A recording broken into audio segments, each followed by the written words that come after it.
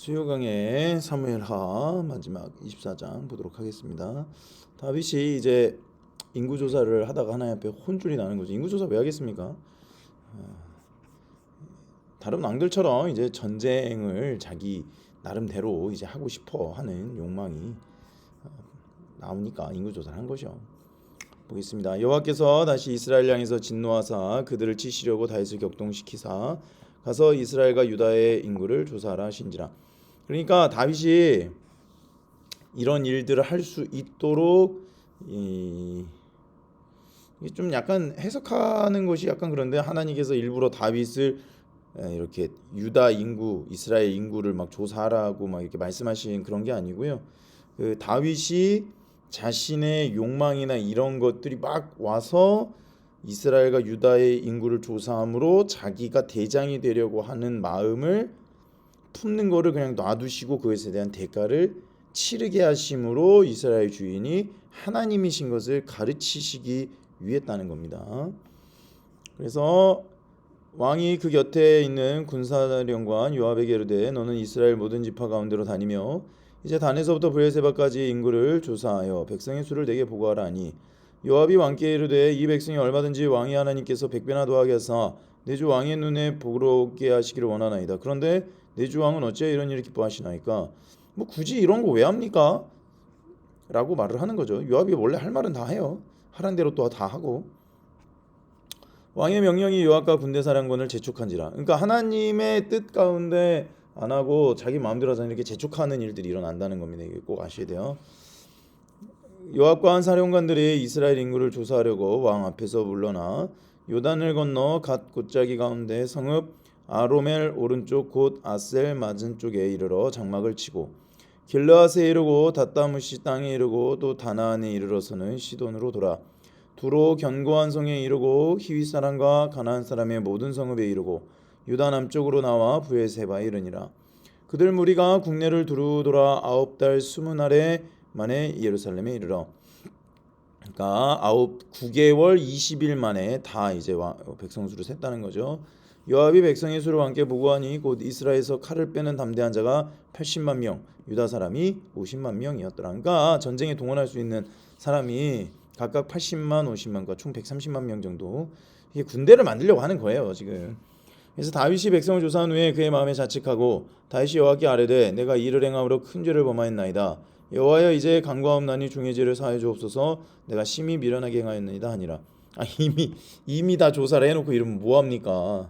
그러니까 이제 이런 것까지 다 하고 나니까 그런 거 있잖아요. 앞에 보면은 다윗의 아들 중에서 암논이 막 너무 사랑하는 것 같아서 다말을 범한 다음에 범하고 난 다음에는 그냥 아무렇지도 않은 것처럼 막 싫어졌다라는 표현 나오는 것처럼 자기가 할 거 다 하고 나니까 맥이 빠지잖아요. 솔직히 자기가 막 추구했던 어떤 목표나 욕망을 자기 나름대로 하고 나면 뭐 그냥 김 빠지죠. 김 빠지니까 이제 그때서야 자책하는 거예요. 회개하는 게 아니에요. 이게 자책하는 거예요. 아니 괜히 했네. 에이, 이렇게 되는 겁니다.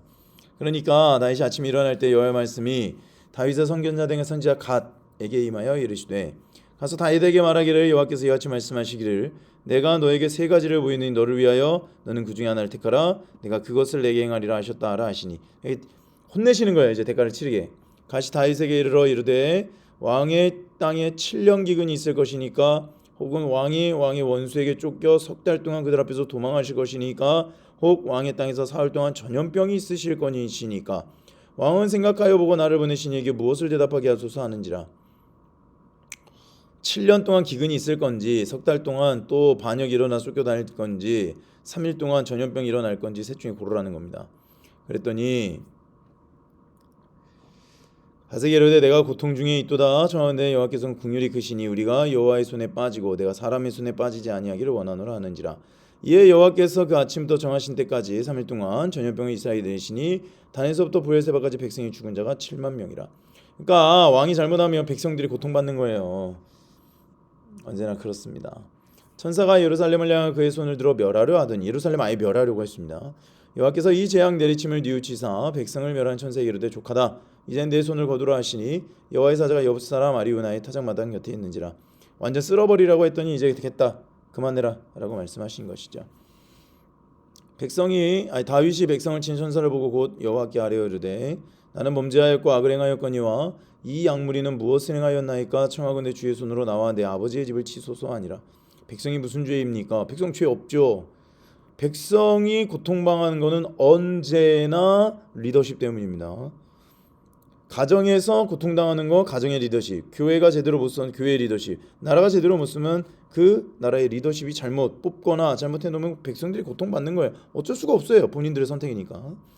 이날 가시 여호와께 다윗에게 이르러 그러하되 여부사람 아리우나의 타작마당에서 여호와를 위하여 제단을 쌓으소서 하매 다윗이 여호와께서 명령하신 바 가세 말대로 올라가니라. 아라우나가 바라보다가 왕과 그 부하들이 자기를 향해 건너옴을 보고 나가서 왕 앞에서 얼굴을 땅에 대고 절하며 이르되 어째 내 주 왕께서 중에 기임하시나이까 하니 다윗이 이르되 내게서 타작마당을 사서 여호와께 제단을 쌓아 백성들에게 내는 재앙을 그치려 하려 함이니라 하는지라. 있는 그대로 말입니다. 아라우나가 다윗에게 이르되 아뢰되 원하건대 내 주 왕은 좋게 여기신 대로 취하여 드리소서. 번제에 대하여는 소가 있고 뗄나무에 대하여는 마당질하는 두구와 소의 멍에가 있나이다. 왕이여 아라우나가 이것을 다 왕께 드리나이다 하고 또 왕께 아뢰되 왕이 하나님 여호와께서 왕을 기쁘게 받으시기를 원하나이다. 왕이 아라우나에게 이르되 그렇지 아니하다. 내가 값을 주고 내게서 사리라. 값 없이는 내 하나님 여호와께 번제를 드리지 아니하리라 하고 다윗이 은 50세겔로 타작마당과 소를 사고 그곳에서 여호와를 위하여 제단을 쌓고 번제와 목제를 드렸더니 이 여호와께서 그 땅을 위한 기도를 들으시며 이스라엘에게 내리는 재앙이 그쳤더라. 하나님 앞에 자기의 죄를 회개하고 돌이키고 하나님 앞에 예배함으로 하나님이 나의 주인이십니다. 다시는 그러지 않겠습니다. 하나님의 주권을 인정하는 것이 리더십이 언제나 자기의 잘못을 돌이키는 핵심입니다. 왜 사무엘하가 이렇게 마무리가 되었을까요? 결국 이스라엘의 주인이 아무리 다윗이 하나님 앞에 선하다고 할지라도 인간의 욕망을 참을 수는 없다는 겁니다. 그리고 인간의 욕망 가운데 있을 때 하나님 주인 되심을 자기가 군사 대장이 되어서 130만 명이 되는 대군을 자기가 주인이 되어서 다루고 싶은 그 욕망, 하나님께서 언제나 인구조사하면 가만 안 놔둡니다. 왜냐? 전쟁은 하나님께 속한 거예요. 그렇기 때문에 내가 계산할 수 있는, 내가 군대에게 의지하거나 군대 수를 보고 그것을 바탕으로 내 나름대로의 계획을 하기를 원하시지 않습니다. 하나님은. 왜? 하나님 나름대로 하나님께서 일하시는 것이기 때문에 그래요. 그래서 답답하고 낙심되고 그렇긴 하지만 언제나 문제 해결 직전까지 하나님께서 우리를 놔두시다가 갑자기 해결해 주신다는 말이에요. 왜냐하면 우리는 계속 돈을 보고 사람을 보고 우리의 환경을 보고 하나님이 주권적으로 일하셔서 해결해 주신다는 것을 배워야 됩니다. 이게 좀 그렇긴 합니다. 꼭 마지막에 가서 일이 해결이 돼요. 왜 그러는가? 하나님의 뜻으로 하나님이 주권자가 되셔서 하나님이 하시겠다는 겁니다. 이것을 배우는 것은 너무나 힘들죠. 그래서 다윗도 자기가 주권자가 되어서 자기가 계획을 세울 수 있는 진짜 왕이 되고 싶었던 거죠. 하나님 그거 가만 안 놔둡니다. 그러니까 결국 아라우나의 타작마당에서 여호와를 위해서 제단을 쌓고 은 50세겔로 대가를 치렀고 그리고 백성들 7만 명이 죽는 대가를 치르고 자신이 주인 되었던 삶에서 빠져나옵니다. 그래서 하나님께서 우리에게 가르치시는 것은 저도 마찬가지고 여러분들도 마찬가지고 우리가 항상 주인이 되고 싶은 욕망에 사로잡힐 수밖에 없습니다.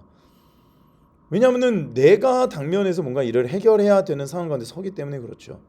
그래서 하나님 앞에 온전히 서고 기도하고 오늘 새벽에 본 말씀처럼 하나님께서 그 제단의 불을 예수 이름 부어주실 때 우리의 능력이 아니라 하나님의 능력으로 이 땅에 살아갈 수 있는 힘과 능력을 주시는 거 아니겠습니까?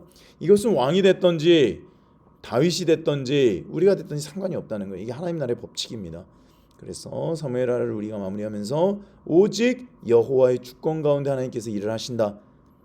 그 주권을 빼앗는 행위 용서치 않으신다 라고 하는 것을 철저히 우리가 보면서 하나님 나라의 그 영광으로 갈 수 있는 지름길은 뭐다? 여호와의 주권을 인정하는 것이다. 기도하겠습니다. 하나님 오늘 다윗의 실패를 보면서 또 회개를 보면서 대가를 치르는 것을 보면서 여호와 하나님만의 주인 되시고 그 삶을 살아갈 수 있도록 인도하시는 것을 받아들이고 우리의 삶 가운데 그 영광을 보게 하여 주시옵소서. 감사하며 예수님의 이름으로 기도하였습니다. 아멘. 사랑하고 축복합니다. 내일 새벽에 또 만나겠습니다. 감사합니다.